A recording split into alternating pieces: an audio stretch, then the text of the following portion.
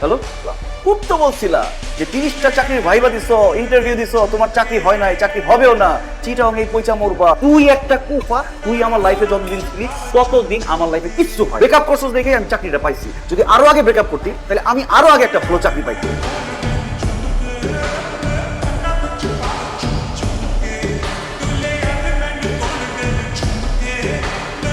তুমি ও বুঝছি, আমার পেছন পেছন চলে আসছো আমার চাকরি খাইতে। অসম্ভব, তুমি আর মানুষ হইলা না, এক্সিট হয়ে গেলা। তোমাকে এখানে জব দিতে খবরদার বাজে ব্যবহার করবে না। বাজে মানুষের সাথে বাজে বিহেভি করতে এই, এই আবার আরো একটা পরিচয় আছে, ও আমাদের চেয়ারম্যান স্যারের মেয়ে। হোয়াট? আমি বিশ্বাস করি না। স্যার ঘটনা সত্যি। অনেক বড় বড় কথা শুনাইছো না আমাকে, এখন দেখো আমি তোমার সাথে কি করি। এই ভদ্র মহিলা যেখানে আছে সেখানে আমার পক্ষে কাজ করা সম্ভব না। আমি এক মুহূর্ত থাকতে চাই না স্যার, আপনি আমাকে স্যাক করে দেন এক্ষুনি।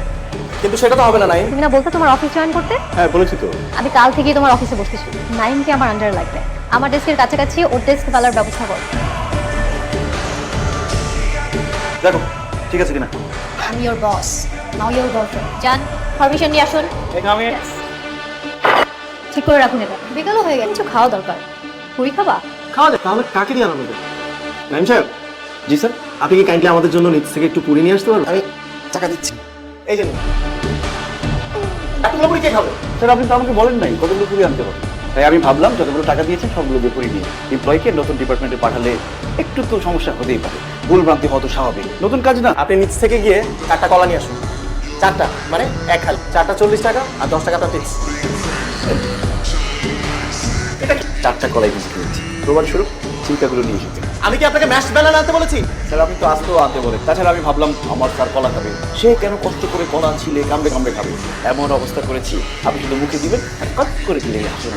আমি আপনাকে আরেকটা কাজ, অবশ্যই এই কাজটা আপনার ডিপার্টমেন্টে। এই ফাইলগুলোতে আমাদের পুরো বছরের হিসাব আছে। ফাইলগুলো সারা রাত যতক্ষণ লাগুক আপনি চেক করে দেখবেন এবং এটার একটা সামারি রেডি করে রাখবেন। কত রাত কাজটা শেষ করেই বাসায় যাবো।